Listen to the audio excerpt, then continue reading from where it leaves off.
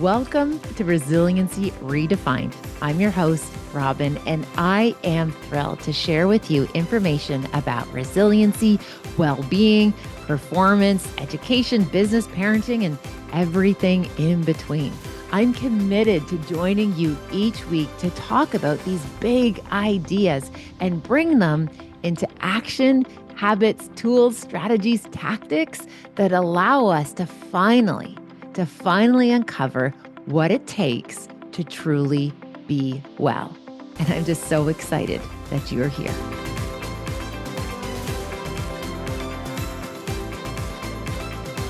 Hello, everyone. Welcome to this episode of Resiliency Redefined. I'm your host, Robyne, and I'm excited to continue answering some of the questions that folks have been sharing with me. And please know you are so welcome to reach out, whatever mode works best for you. If it's social media, if it's email, LinkedIn, Instagram, doesn't matter.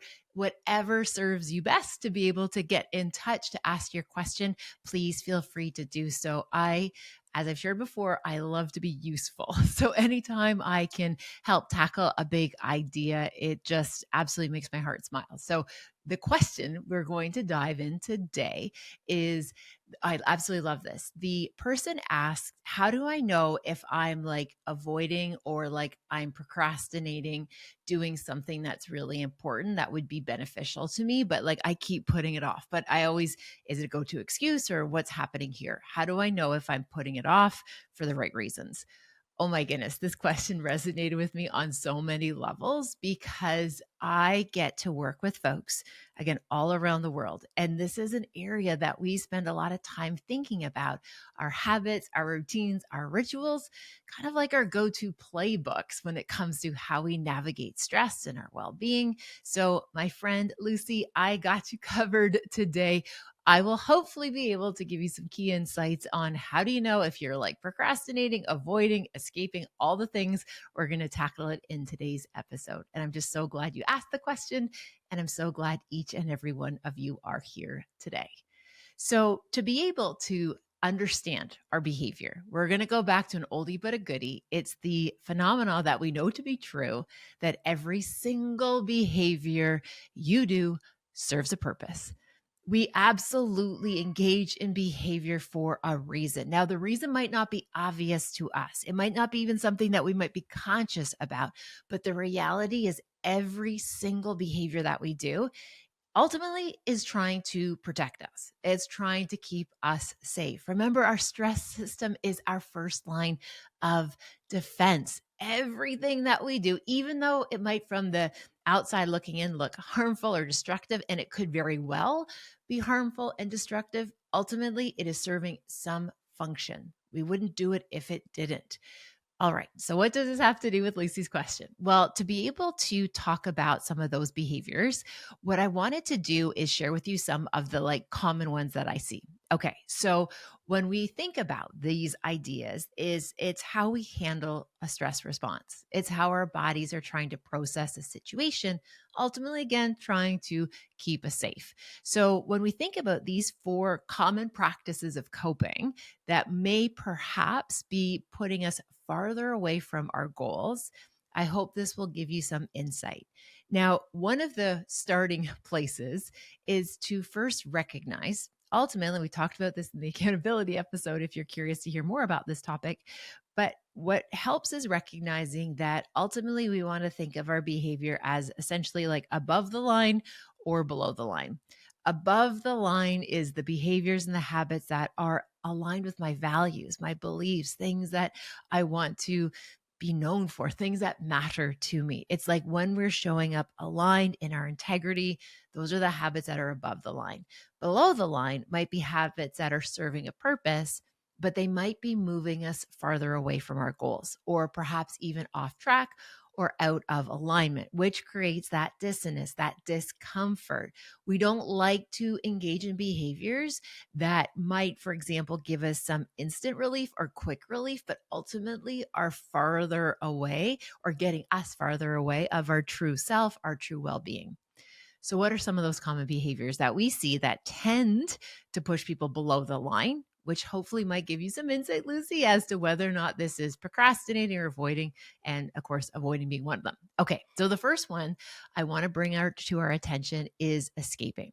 So this is when we actively remove ourselves from a stressor.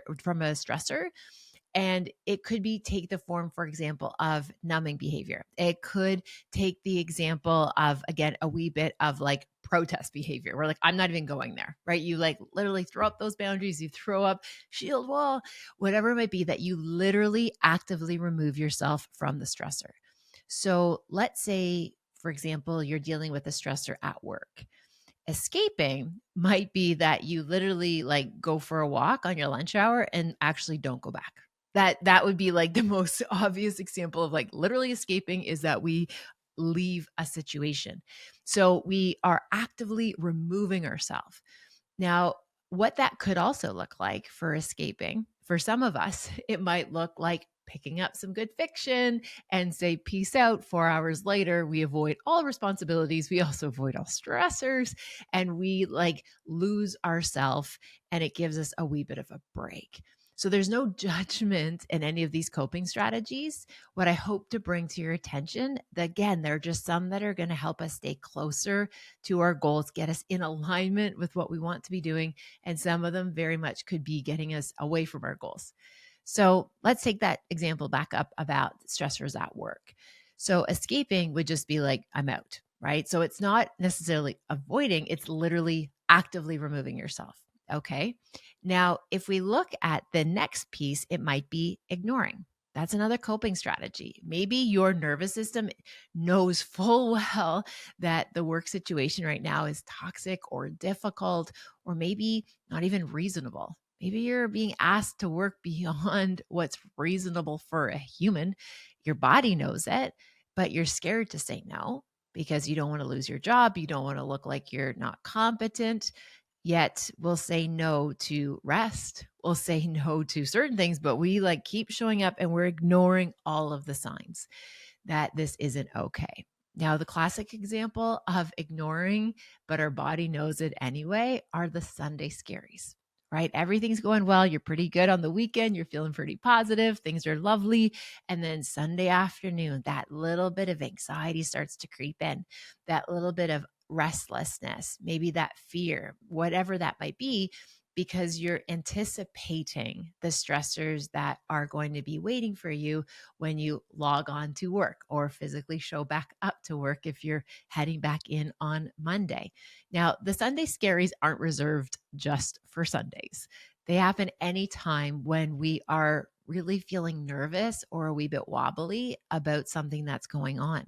So often what happens though is we might be ignoring the impact or the cost of staying in those situations. So what that means is our body sending us all the cues that we are not okay and this is not good, but we stay in it and we're ignoring some of the pieces of the perhaps the physical symptoms. Another example of ignoring would be, let's say it's time to go for a checkup, right? And you just avoid going to see the doctor because you hold the belief that no news is good news and I'm fine. Why would I rock the boat? I don't need to do any of that preventative stuff. And you just don't even want to go there. You're ignoring the research that says, gosh, early detection is our number one strategy to be able to live really well and long with a high quality of life. Prevention and early intervention are our best strategies. So ignoring, again, it might feel better in the short term, but ultimately in the long term, we're not setting ourselves up for success. Now, the other that we talk about, so we've already talked about escaping, where we physically actually remove ourselves from a situation. And ignoring is when, even though all this stuff is kind of sending us the cues, we don't pay it any mind. We don't give it our attention. The other of there's four in total we'll chat about, but the third one we're going to talk about is that actual avoidance. So this is when we know something and we choose not to face it. Okay, we are choosing not to face it. So let's say you're putting off a difficult conversation, right? Maybe with a loved one, maybe with a colleague, maybe with a friend. And what's happening is you're, instead of like recognizing, oh, this is a difficult conversation, I really need to show up for it, you just notice maybe you start ghosting them. Maybe you start just delaying some of the times that you guys are going to connect. Or maybe you talk about everything else but the thing you should be talking about. Right. And that's one of the gentle tips that I shared with you in the How to Have Difficult Conversation episode earlier.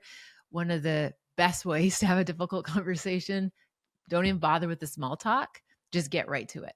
Right. Just don't put yourself in the situation where you might end up like avoiding the thing that you need to be talking about. So let's take an example of you. Let's say maybe you're feeling taken advantage of.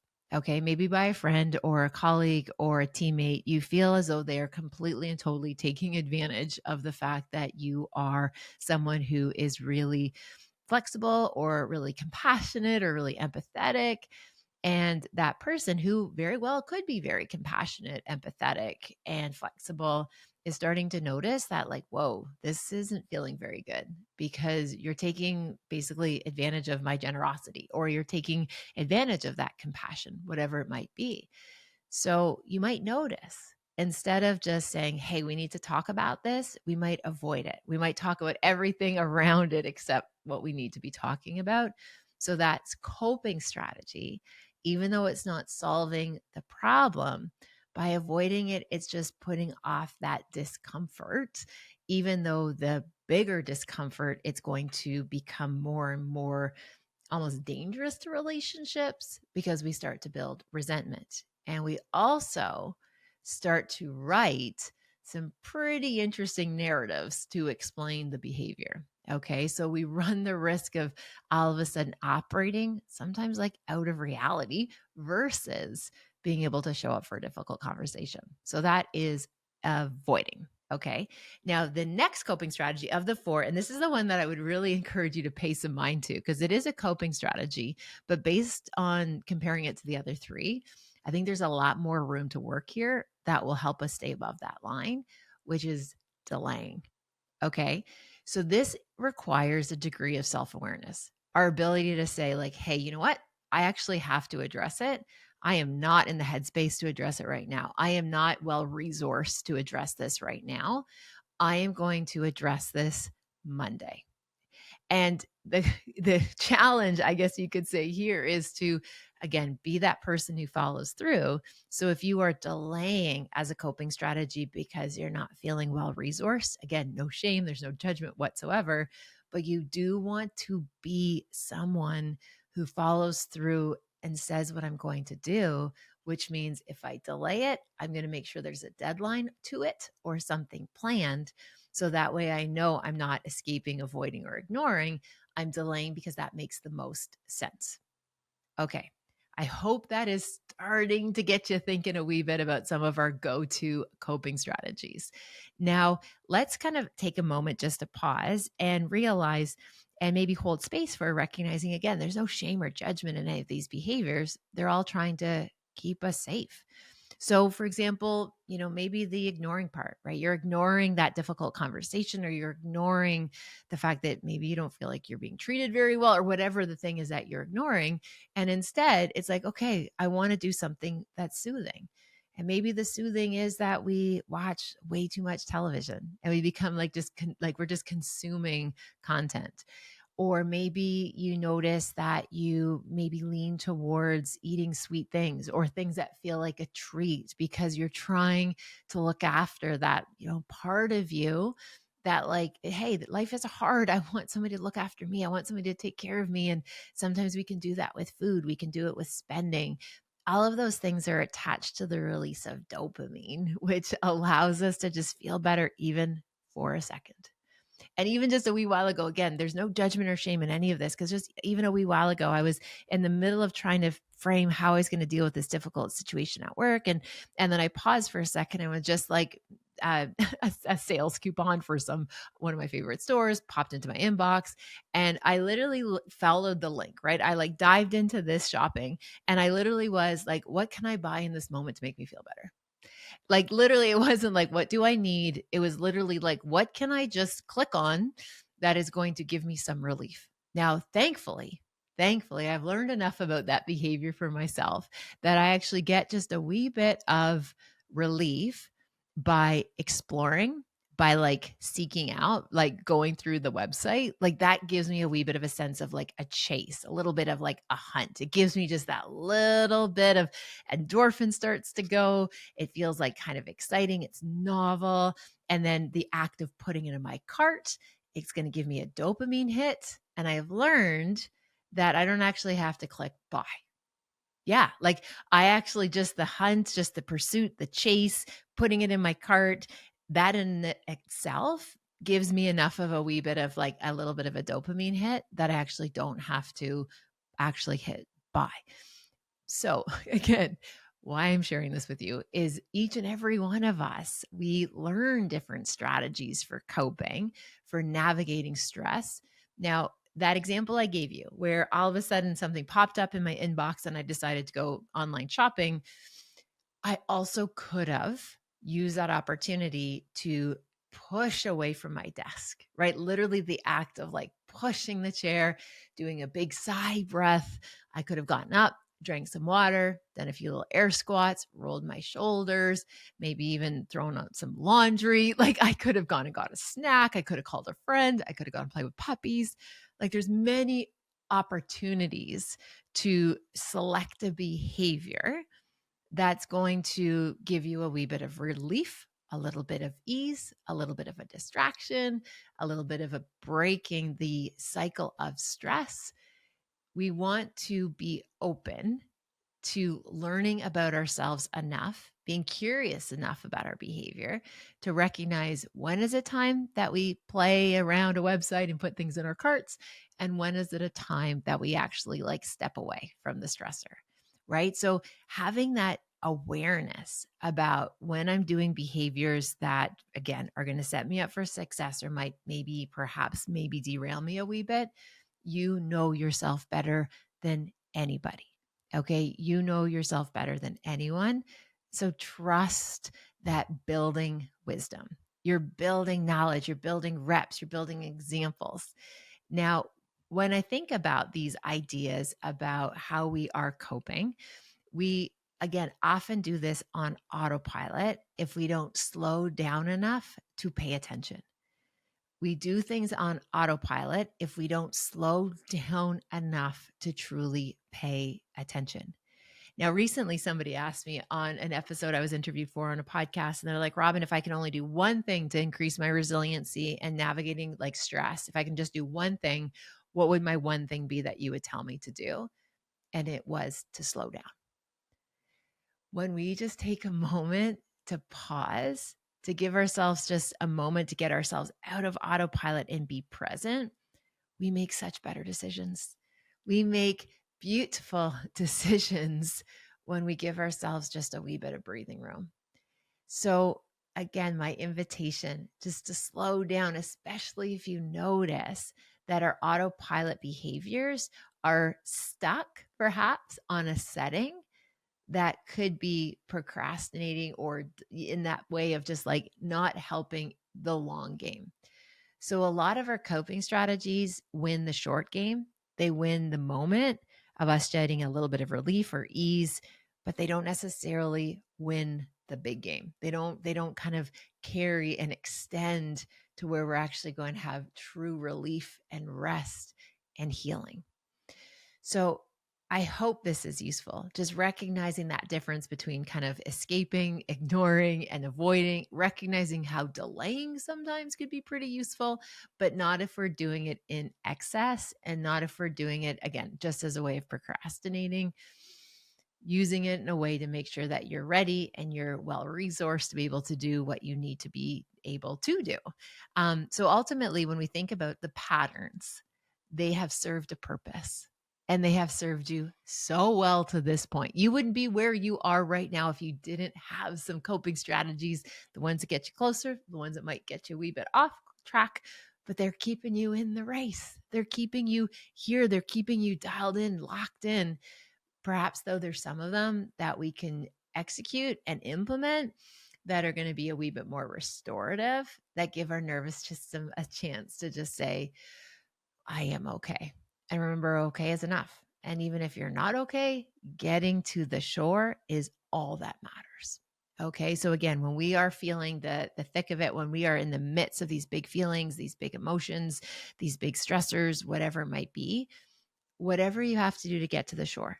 Maybe delaying will get you to the shore. Maybe actually ignoring it is going to get you to the shore. It doesn't matter if it's a matter of just being okay, whatever that looks like for you in the moment. So you know what? There is a season and a time to like binge watch your favorite shows, eat all the yummy, delicious things, put off doing things that you know that are going to like elevate you and keep you in that high performance state.